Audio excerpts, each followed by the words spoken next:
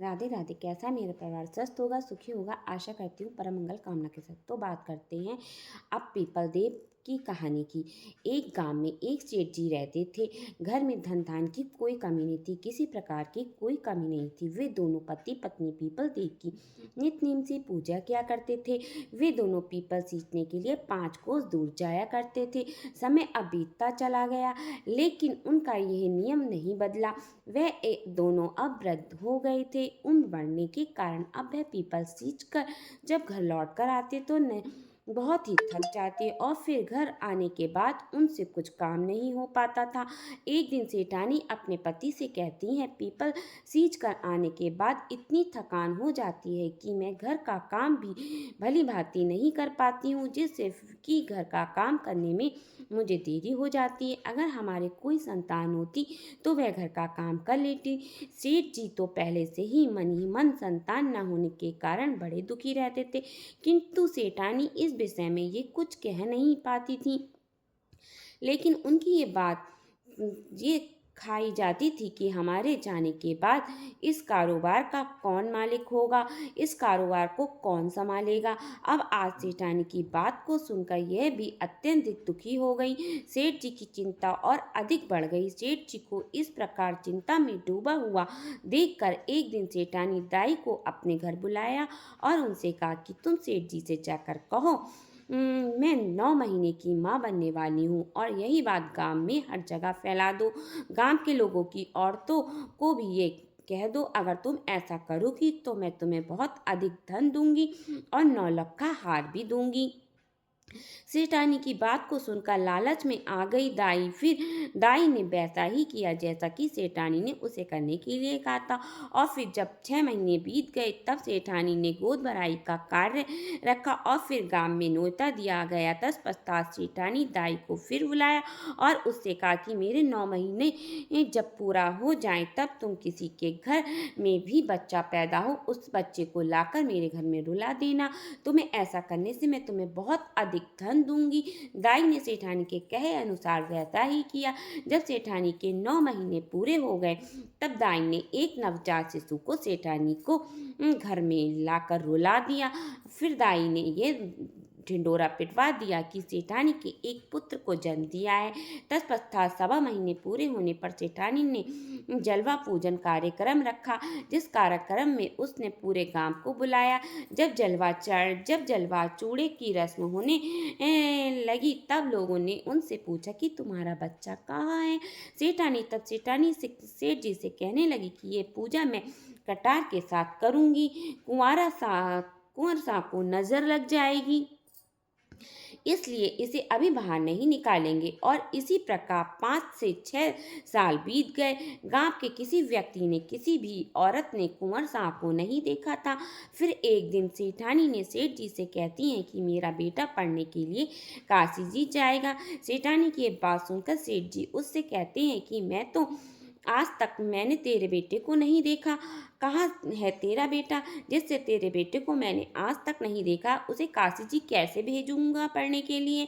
ये सुनकर सेठानी बोली कि मैं जैसा बोलूं वैसा ही आप करें, काशी जी पढ़ने के लिए भेज दीजिए। राजा ने वैसा ही किया।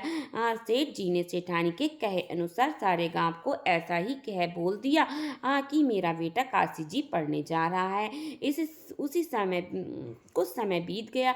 फिर एक दिन सेठानी जी बोली कि हमारा बेटा अब 16 वर्ष का हो गया है, उसकी शादी करवानी है। आप एक सुंदर सुशील कन्या को देखकर मेरे बेटे के लिए शादी करवा दो और घर में बहू ले आओ। सेठानी जी की इस बात को सुनकर सेठ जी को बहुत गुस्सा आया और उसने बोले कि तुम क्यों मेरे बुढ़ापे पर मिट्टी फेर रही हो, जिससे बेटे की आज तक मैंने नहीं देखा, उसके लिए मैं बहू कैसे ले आऊं। आज अब सेठानी सेठ को दोबारा बोली, आप वैसा ही करिए जैसा कि मैं आपसे कहती हूँ। कहीं लड़की ढूंढो तो सही, बेटा आ जाएगा। सेठानी जी के ऐसा कहने पर सेठ जी के पास धन की तो कोई कमी नहीं थी। सेठानी के जोर देने पर सेठ जी ने मन ही मन कुछ सोच विचार किया और फिर एक पोटली ली। उस पोटली में थोड़ा सा आटा डाला। पोटली को बांधने से पहले उन्होंने उस पोटली में सोने की कुछ मोहरें डाल दी और लड़की को ढूंढने के लिए अब सेठ जी चल पड़े। चलते चलते वह एक गांव में पहुंचे जहां पर कुछ लड़कियां खेल रही थीं। सेठ जी अब थक गए थे और उन लड़कियों को खेल को देखने की इच्छा से वे उन लड़कियों के पास बैठ गए। जब सेठ जी लड़कियों को खेल खत्म करने के अपने अपने घर जाने लगी तब लड़कियां अपने द्वारा बनाए गए मिट्टी के घरों को तोड़ रही थीं। तब उनमें से एक लड़की कहने लगी, मैं अपने घर को नहीं तोड़ूंगी। तुम अपने घर को क्यों नहीं तोड़ती हो? दूसरी लड़की बोली, नहीं मैं अपने घर को नहीं तोड़ूंगी, मैं अपना हुआ बनाया घर नहीं तोड़ूंगी। लड़की बोली कि मैं अपना बनाया हुआ घर नहीं तोड़ूंगी। फिर वह सभी लड़कियां अपने अपने घर चली गईं। सेठ जी वहां से उठे, उसी लड़की के पीछे पीछे चल दिए। सेठ जी को वहां लड़की की माता जी बड़ी ही लगी। वह लड़की बड़ी ही बुद्धिमान लगी। उस जिसने अपना घर नहीं तोड़ा, सेठ जी को वह लड़की बड़ी ही बुद्धिमान लगी। अब चलते चलते सेठ जी उसी लड़की के घर आंगन में पहुंच गए और वहीं आंगन में बैठे हुए सेठ जी और उस लड़की से कहने लगे कि बेटी मैं 2 दिन से भूखा हूँ, मुझे भूख लगी है, खाना खिला दो।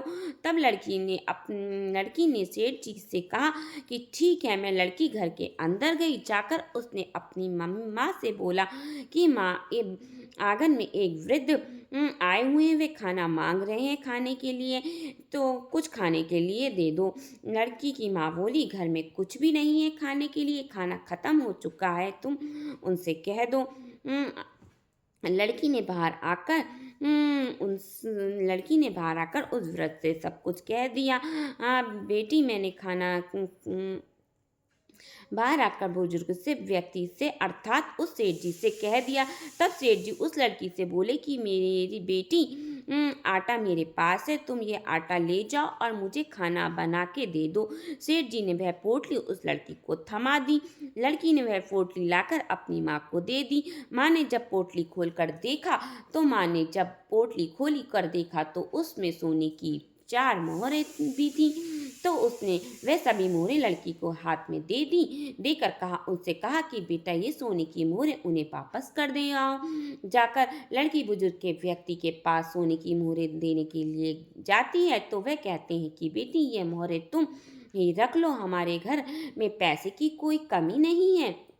फिर उन मोहरों को लड़की अपने पास रख लेती है। इतनी ही देर में ही उस लड़की के पिता भी वहां आ जाते हैं। तत्पश्चात सेठ जी और लड़की के पिता में आपस में बातचीत होने लगती है। तब कुछ समय के बाद भोजन की थाली लग जाती है और सेठ जी भोजन करने के लिए वहां बैठ जाते हैं और खाना खाते ही सभी बैठे हुए लड़की के पिता सोचते हैं कि ये बुजुर्ग व्यक्ति बड़ा ही धनवान है। अब जैसे ही सेठ जी खाना खाकर उठते हैं तब उस लड़की के पिताजी उनसे पूछते हैं कि आप आगे कहाँ जा रहे हो? तब सेठ जी उनसे बोलते हैं कि मैं अपने लड़के की शादी के लिए लड़की देखने के लिए जा रहा हूँ। मेरा लड़का काशी जी पढ़ने के लिए गया हुआ है, वह 12 वर्ष के बाद लौट कर आएगा। यह सुनकर लड़की के पिता ने अपने मन में विचार किया कि ये व्यक्ति बड़ा ही धनवान है और लड़की की शादी कराने के लिए लड़की ढूंढ रहे हैं। क्यों न मेरी लड़की का विवाह इनके लड़के से हो जाए। लड़की उनके घर में जाएगी तो सुख पाएगी, राज करेगी। यह विवाह हो जाएगा तो जितना अच्छा होगा। तत्पश्चात लड़की के पिता ने उस बुजुर्ग से अर्थात उस सेठ जी से कहा कि यदि आपको ठीक लगे तो आप अपने बेटे का विवाह मेरी बेटी से करवा दीजिए। ये सुनकर सेठ जी बड़े ही खुश हुए और एक नारियल और 1,25,000 रुपया सगुन उस लड़की को दिया। तत्पश्चात सेठ जी लड़की के पिताजी से बोले, मेरा बेटा काशी जी पढ़ने के लिए गया है और वह 12 वर्ष के बाद लौट कर आएगा। तब लड़की के पिता ने कहा कि कोई बात नहीं है। तत्पश्चात सेठ जी ने घर जाकर सारी बात सेठानी को बताई। कुछ दिन बीत जाने पर सेठानी ने सेठ जी से कहा कि अब विवाह कि उस लड़की को अपने घर पर ले आओ। तब सेठ जी उससे कहने लगे कि यही तो मन में चिंता का विषय है कि शादी कैसे होगी। तब सेठानी बोली कि शादी खड़ के साथ होगी। खाड़ तलवार को कहा जाता है। जब सेठ जी फिर से तलवार लड़की के घर गए और वहां जाकर उसने सेठ जी से फिर से लड़की के घर आ गए और वहां जाकर उसने शादी के विषय की बात करते हुए कहते हैं कि मेरा बेटा अभी नहीं आ सकता, वह अभी काशी जी पढ़ने के लिए गया है। 12 वर्ष पूरे होने पर वह लौटेगा, अभी उससे आने में समय लगेगा। यदि आप राजी हो तो मैं अपने बेटे के स्थान पर ये खान रख दूंगा और ये शादी संपन्न हो जाएगी। पुराने जमाने में लोग ऐसा ही शादियां करते थे। असली की करते थे उसी असली कीमत तो आदमी की वचन और जुबान की होती है। सेठ जी की बात सुनकर लड़की के पिता ने खूब सोच विचार कर लड़की की शादी खान से करवा दी। तत्पश्चात सेठ जी बहू को लेकर अपने घर लौटे। सेठानी ने बहू को देखकर बड़ी खुशी हुई, फूली न समाई। जब सेठ सेठानी पीपल सींचने के लिए जाते तो बहू पीछे से इस घर का सारा काम कर लेती, निपटा कर। और सेठ सेठानी को घर वापस आने पर बहू उनके लिए खाना बनाकर तैयार रखती और फिर उनके लिए खाना परोस करने के पश्चात वह बहू अपने सास ससुर के पैर खूब मालिश करती और उनकी खूब सेवा करती और प्रेम से उनके साथ साथ घर में रहती। यह सब करते करते अब ऐसे ही 1 वर्ष व्यतीत हो गया। फिर एक दिन जब सेठ सेठानी पीपल सींचने के लिए गए हुए थे तब उनके घर की आग बुझ गई। बहू जब आग लेने के लिए पड़ोसन के घर गई तब बहू ने पड़ोसन से जाकर कहा कि मुझे थोड़ी सी आग दे दो, मेरे सास ससुर आने वाले होंगे, मुझे उनके लिए जल्दी से खाना भी बनाना है। तब पड़ोसन ने उस बहू से पूछा कि तुम किसकी बहू हो। वह बहू कहने की मेरे पति काशी जी पढ़ने के लिए गए हैं। ये सुनकर पड़ोसन से बोली कि सेठ सेठानी जी तो कोई औलाद ही नहीं है, ये तुझसे झूठ बोल रहे हैं, तुझे ऐसे ही काम करने के लिए लेकर आए हैं। और इस प्रकार की बात कहकर पड़ोसन ने उस बहू के कान भर दिए। फिर बहू ने घर आकर बगैर मन से खाना बनाया, सारे जेवर उतार दिए और बिना श्रृंगार किए हुए पुरानी साड़ी पहन ली। जब सास ससुर पीपल सींच कर घर लौटे तब उन्होंने देखा कि आज तो घर का कोई काम नहीं हुआ है। तत्पश्चात उन्होंने बहू से खाना मांगा तो बहू ने खाना बिल्कुल बेस्वाद बनाया था, उसमें नमक मिर्च कुछ भी नहीं थी। तब उन्होंने बहू से पूछा कि बहू आज क्या बात है, बहू आज खाना बिल्कुल फीका सा है।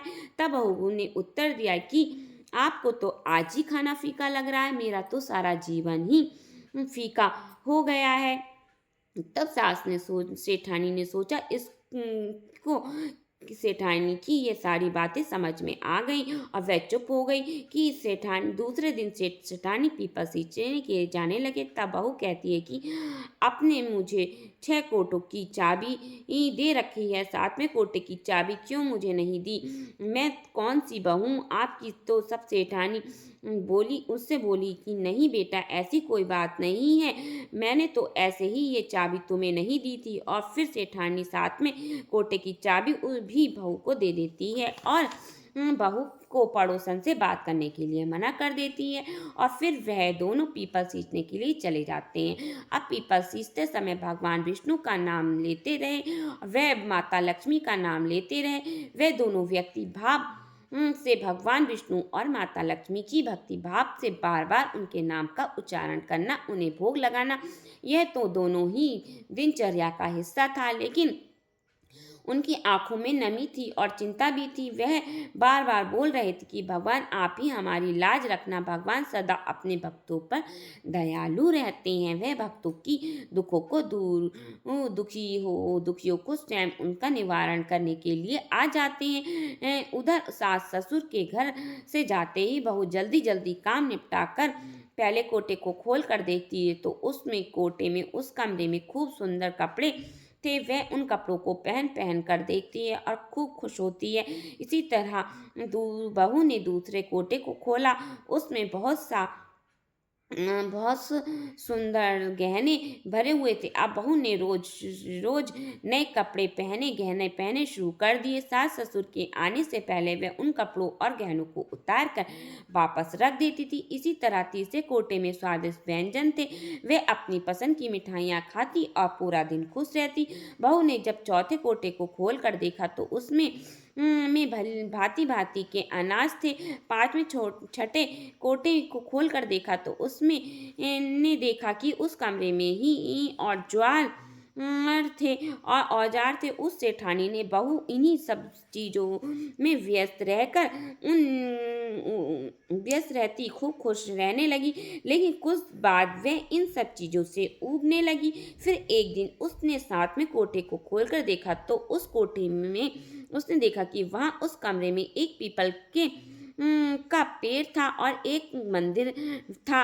वह उसी कमरे में बैठ गई। अब थोड़ी ही देर के बाद उस पीपल के पेड़ में से एक सुंदर सा लड़का निकल कर बाहर आया। तब बहू उस लड़के से बोली, आप कौन है?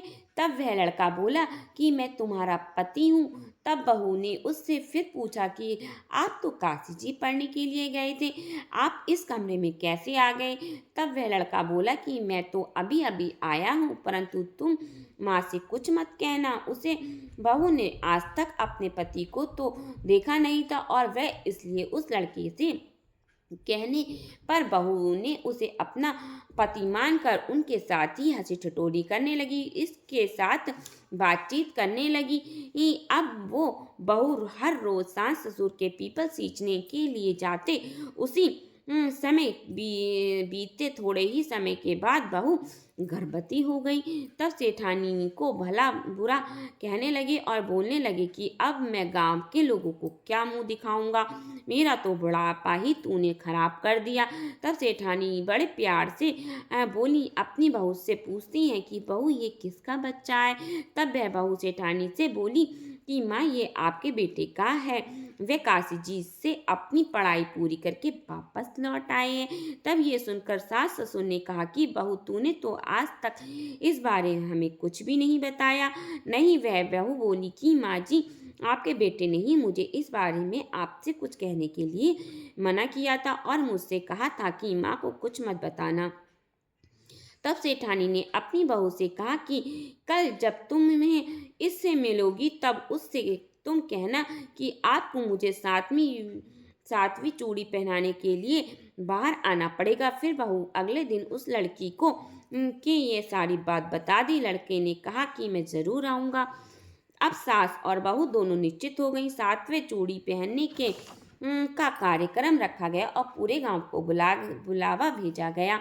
उस कार्यक्रम में जब सारा गांव उपस्थित हुआ वहां पर चर्चा होने लगी कि इनका बेटा आज तक हमने तो देखा नहीं है। तभी वहां पर 17-18 साल का एक नौजवान लड़का आया और बहू के पास आकर बैठ गया। गांव में सभी उसे देखकर चौंक गए और उसे टकटकी बाण लगाकर देखते ही रह गए और फिर कहने लगे कि ये लड़का कितना सुंदर है। यही कारण है कि सेठानी इसे छिपाकर रखती थी। तत्पश्चात कार्यक्रम जब पूरा हुआ वह लड़का वापस जाने लगा। वह बहू ने उससे कहा कि आप कहाँ जा रहे हैं? वह लड़का कि मुझे जाना पड़ेगा। जैसे ही वह लड़का साथ में कमरे में गया वह बहू उसके पीछे पीछे गई। वह लड़का पीपल के पास पहुंचा कर जैसे ही सांप की केचली में पहनने लगा तब उस बहू ने तुरंत ही उस केचली में आग लगा दी। आग लगने से लड़के के शरीर में अब जलन होने लगी। बहू के लड़के के शरीर पर दूध डालकर उसकी जलन को शांत किया। फिर वह लड़का बहू और सेठानी मिलकर एक साथ एक ही घर में रहने लगे। इस तरह उस लड़की के तेज भाग्य से सेठ सेठानी को अपना लड़का मिल गया। मेरे पीपल देवता जैसे कृपया आपने उस लड़की और सेठ सेठानी पर वैसे की कृपया की आपकी ये कथा जो भी कहे सुने सुनाए और हुंकारा भरे उन सब पर करना। जय पीपल देव की जय, मधुसूदन भगवान की जय, विष्णु भगवान की जय, बैसाख के ठाकुर की जय। हर साथ के साथ आप कलयुग में बोलते रहिए क्योंकि कलयुग है सिर्फ नाम आधार। हरे राम हरे कृष्ण कृष्ण कृष्ण हरे हरे राधे राधे।